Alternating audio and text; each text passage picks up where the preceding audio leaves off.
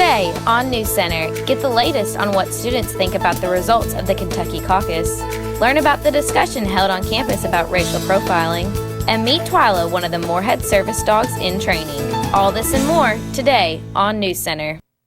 Good evening and welcome to NewsCenter. I'm Nick Oliver. And I'm Mary Dameron. Thanks for joining us. Here's your headlines for March 10th, 2016.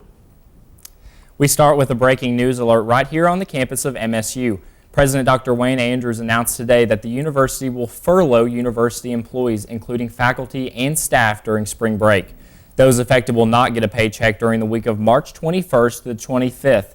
President Andrews says the furlough is in response to the current budget situation and, quote, mounting pressure from Governor Matt Bevin's proposed cuts to higher education.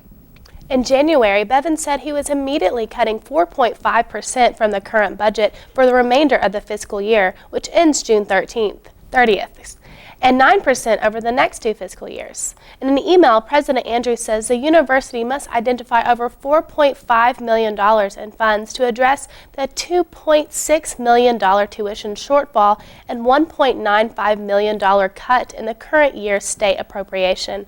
Of course, we'll keep following this story and bring you the latest right here on NewsCenter and NewsCenter's Facebook and Twitter pages.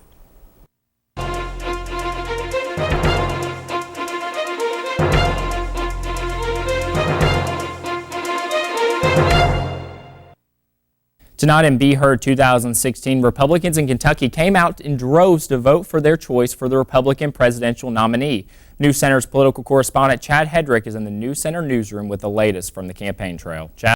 Yeah, that's right, guys. It was a big day on Saturday in Kentucky. For the first time in over 3 decades, the state held a presidential caucus instead of a primary, and those crowds were definitely something to be seen. In most counties, there was only one place to go vote, so every registered Republican in that county had to wait in huge lines from anywhere between 1 to 2 hours just to vote. Now, the polls closed at 4 p.m. on Saturday, but returns didn't start coming in until around 7 p.m. because they were paper ballots that were individually counted. At the end of the day, Donald Trump won the state by a 4-point margin over Ted Cruz, with Marco Rubio coming in third and John Kasich in fourth. But take a look at the results in Rowan County. Ted Cruz beat out Donald Trump by just 1 vote. At the end of the day, almost 230,000 people cast a ballot. So where are we in both the Republican and Democrat races as far as the delegates? Those are what the candidates need in order to become their party's nominee. Since last week, 8 states have gone to the polls, and here's where we stand. Trump leads the Republican field with 458 delegates. Ted Cruz has 359, Marco Rubio just 151, and Kasich only has 54. Now, to become the Republican nominee, a candidate needs 1,237 delegates. On the Democrat side, Hillary Clinton leads Bernie Sanders in delegates and superdelegates with a combined total of 1,221, with Sanders at just 571.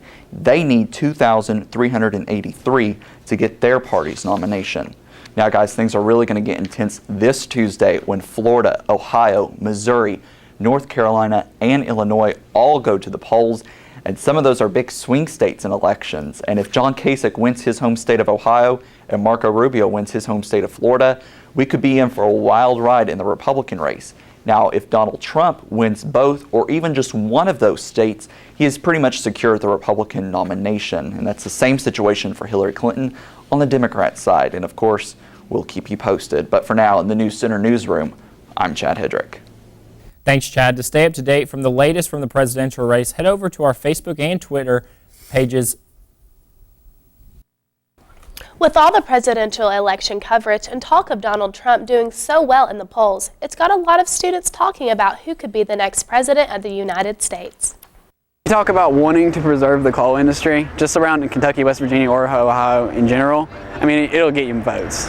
Not really, because Kentucky's in they're in poverty, so they need jobs, but I feel like he's manipulating them into voting for him for one thing rather than the whole picture, I guess.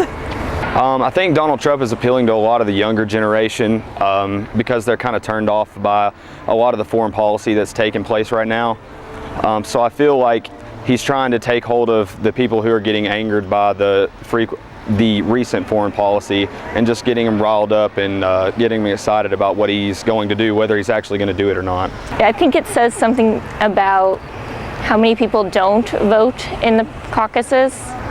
I mean, he's pretty much making his stands and what he believes in. He doesn't hold back on what he has to say, clearly from all the reports and stuff. So I mean, he's very opinionated, and he stands by what he says, though. I knew it was coming because, I mean, he's got the money for a campaign election, but I feel like we are doomed. I mean, if he gets in his office, because, you know, I just feel like he has these plans that are just crazy. Like, I feel like we're going to be hurting in these next 4 years. A bill aimed at abolishing the death penalty in Kentucky was defeated by a House committee. The bill proposed replacing the death penalty with life in prison without parole. It stalled Wednesday when it failed to gain enough support in the House Judiciary Committee. Death penalty opponents said the hearing represented progress in their campaign to end capital punishment.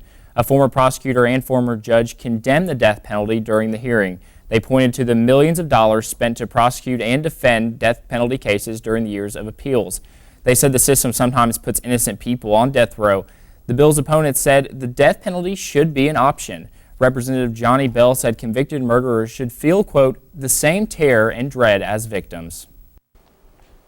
Contractors have begun working on a $10 million highway improvement project along Kentucky 519 in Rowan County.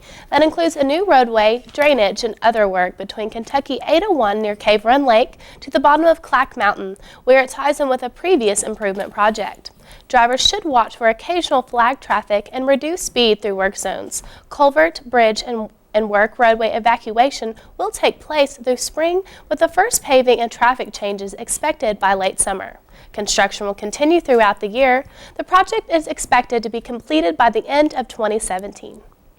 Monday evening, the Black Student Union collaborated with Delta Sigma Theta to host a discussion on racial profiling. NewsCenter's Alexis Matthews has more.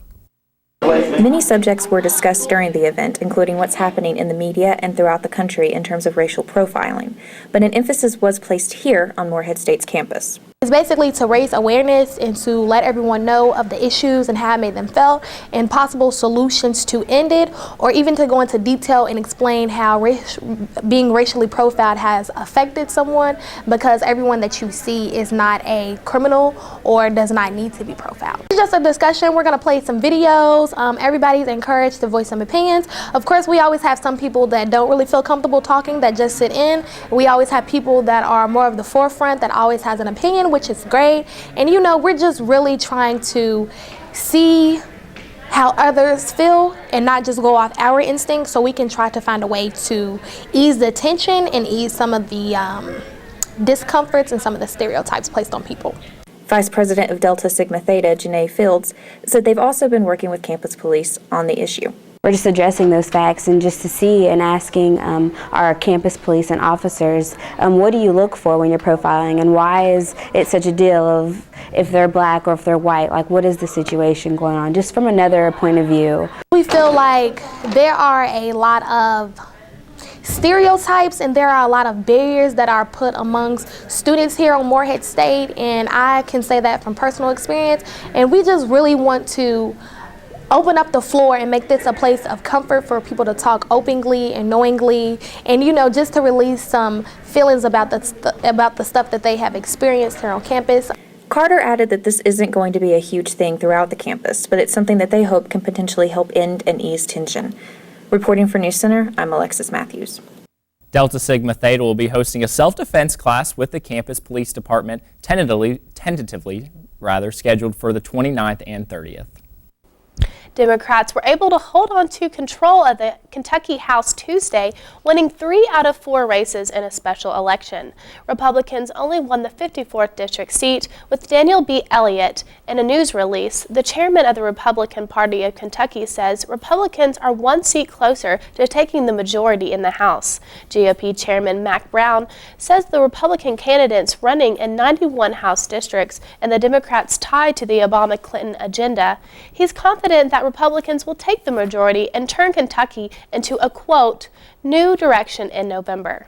Kentucky House Speaker Greg Stumbo says Tuesday's results show the House Democratic agenda is to protect public education. Attorney General Andy Beshear says results represent a win not only for the Democratic Party, but for Kentucky families.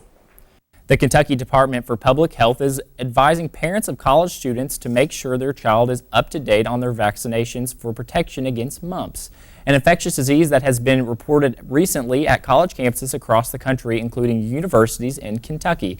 Public health officials say recent cases of the University of Kentucky and the University of Louisville underscore the importance of vaccines for college-age children.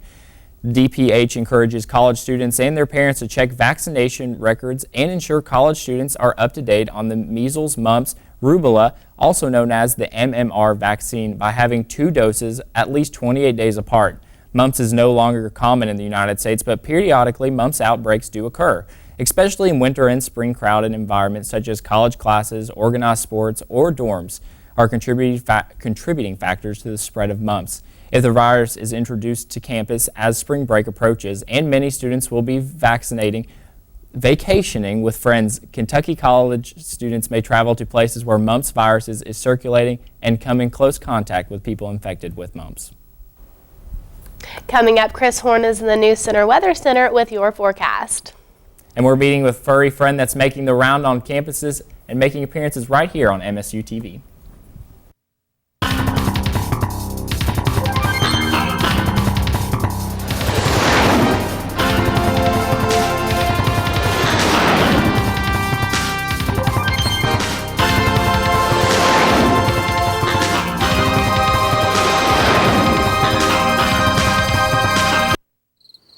It never gets old, huh? Nope. It kind of makes you wanna... Breaking the song? Yup. I love the sunset. I love Eagle Lake. I love the forest. I love when eagles play. I love the campus! And all its sights and sounds. Boom-de-yada, boom-de-yada, boom-de-yada, boom-de-yada. I love philosophy. We love diversity. I love English. And all its weird words. I love the music. And all its melodies. Boom-de-yada, boom-de-yada. Boom-de-yada, boom-de-yada.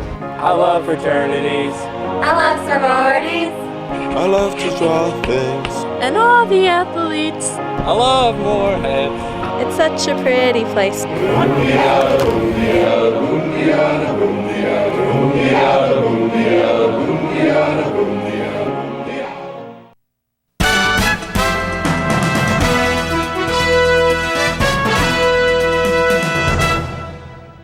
And welcome back. Right now here in Moorhead, it is a little bit broken clouds outside, but it is sunny. The temperature sitting at 72 degrees. Realize, no snow, unlike last weekend. And looking at our record temperatures on this day, back in 1930 it was 77 degrees. Back in 1967 it was 0 degrees. As you can tell, by our normal high, we are way above that for today.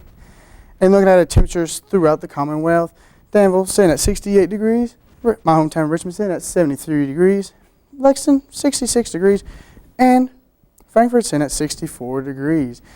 Somerset sitting at 62, Monticello sitting at 76. It's really warm down there, especially down towards the southern part of Kentucky. And looking back towards the western parts, it is sitting by the mid-60s, but as you can tell, the 50s is rolling in towards Kentucky on into tonight. And looking at our first alert live radar, brought to you by WKYT, rain is moving into the Commonwealth. It's right now making its way through Lexington, already hitting Louisville. And Moorhead, we're sitting in the clear for right now. Going in looking to tonight, rain and more rain. Sitting in about low 50s. Sunset is going to be sitting at about 6:35. And now back to Mary at the NewsCenter. Thanks, Chris. Between being full-time students and actively participating on campus, Natasha Deal and Morgan Casto also find time to raise Twyla, a service dog here at MSU. NewsCenter caught up with Casto about how they're raising this cute puppy to be a canine companion. A kid, and it's like having a kid in college, so it is very time-consuming, and it's a lot of work, but it's definitely worth it. But there's lots of opportunities to get involved. There's applications to be a babysitter, which I think that might be up for this semester, but you can always apply for next semester if there's others in the future. There's lots of opportunities to get involved, even if it's information and you know, getting the word out on campus that this is what we're doing. I remember the other day, I felt like everything that I touched was just turning to mud. It was just not going my way, and she was there to comfort me, and that's what it's about. You know, there are people who need that in their life, and I know that she's been great for me as a anti-stressor, and I know that, you know, that's something that she's going to be able to do for somebody one day. It's paying it forward. You can follow Twyla's adventures and watch her grow on MSU TV's What's Up and on Instagram using hashtag Twyla's Travels. When we come back, Chris Horn has a look at your extended forecast, and Kenzie Thompson is in with your Eagle Athletics.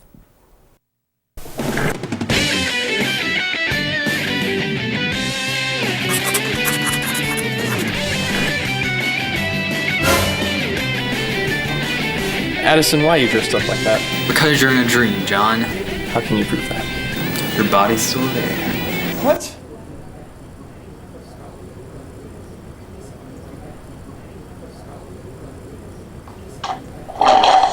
Wake up and smell the coffee. Java City.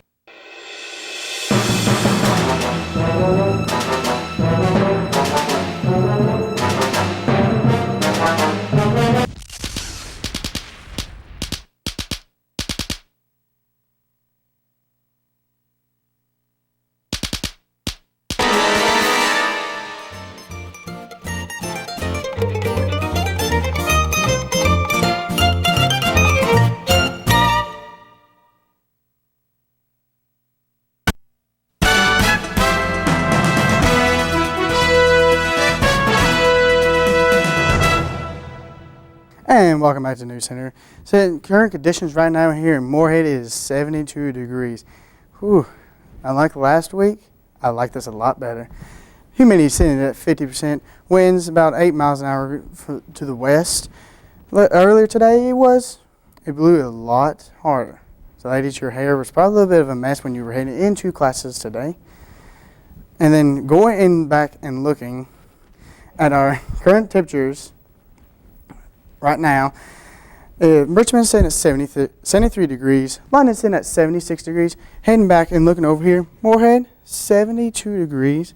Jackson sitting at 77. Millsboro sitting at 79. London, 76 degrees. And we look here towards the eastern part of Kentucky. It is in the 70s. Some counties are going to be in the 80s. Really warm right there. And we now take a look at our first alert live radar. Rain. Snow last week, now we got rain this week. But looking out through here, rain is going to be making its way to Moorhead right now. And now we take a look at rainfalls into Kentucky, western part of Kentucky. You're going to be getting the brunt of this storm for this weekend.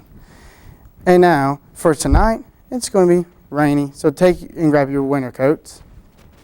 Well, not your winter coats, but a heavy jacket or so. And your sunset, it's going to be sitting at approximately about 7:37, but the clouds are going to be covering that.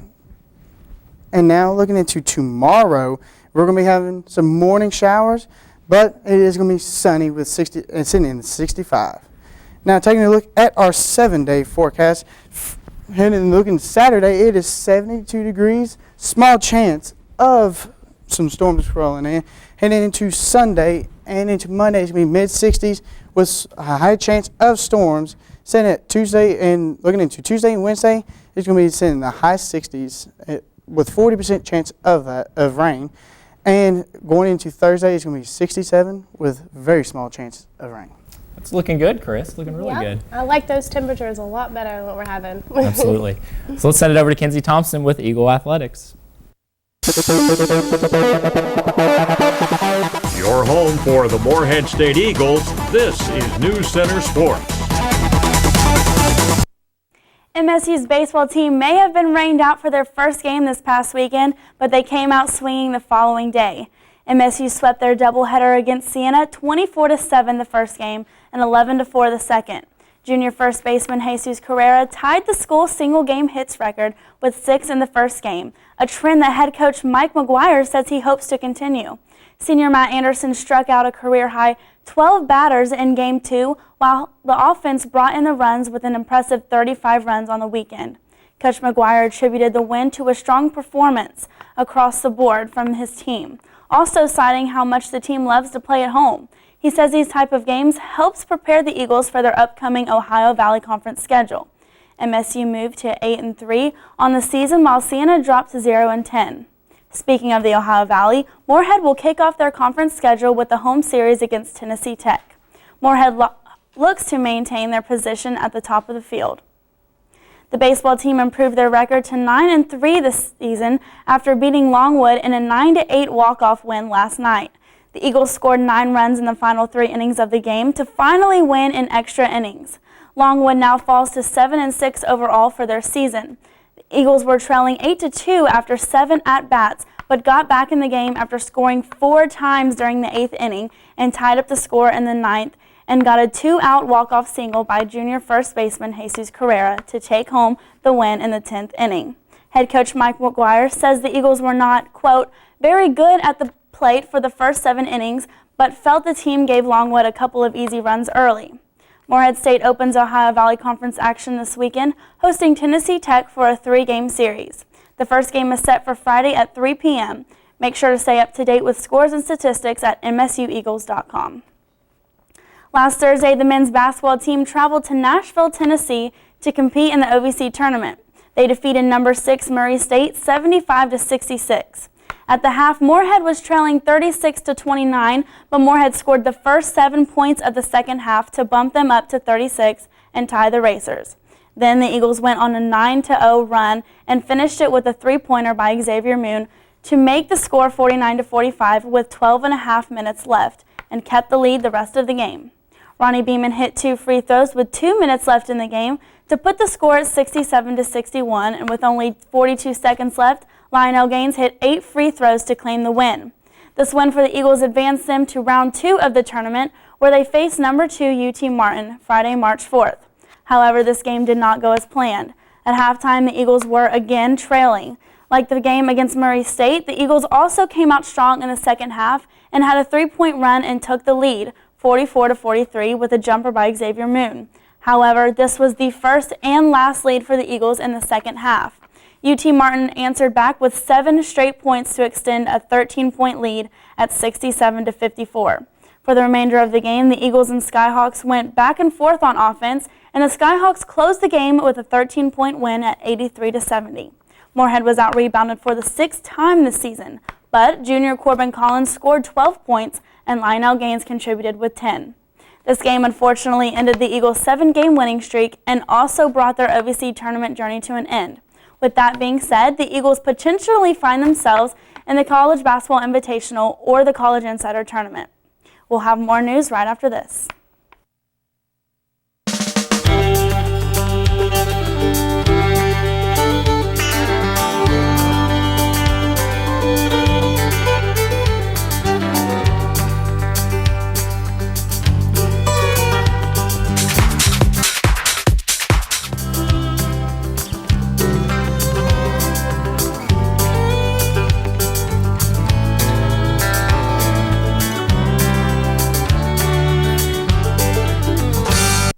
Claypool Young Art Gallery, located in the center of campus, offers a wide variety of art pieces from various contemporary artists in America. Exhibitions rotate approximately once a month and also host art pieces created by Moorhead State University students, allowing art majors to experience the learning process of showcasing their art. Claypool Young Art Gallery. Come on over today and be inspired by aspiring MSU artists.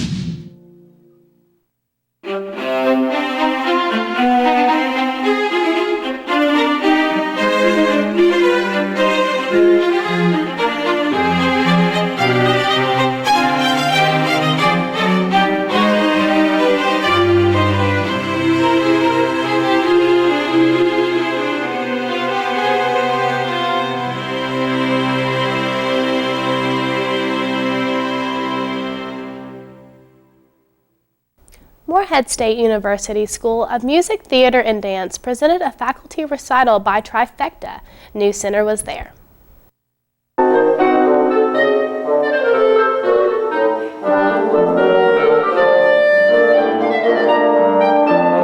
A clarinetist, pianist, and bassoonist. Together they make up Trifecta, a group made up of 3 Morehead State University music professors that share a common love for music. We formed really in an informal way. We generally give solo recitals every year.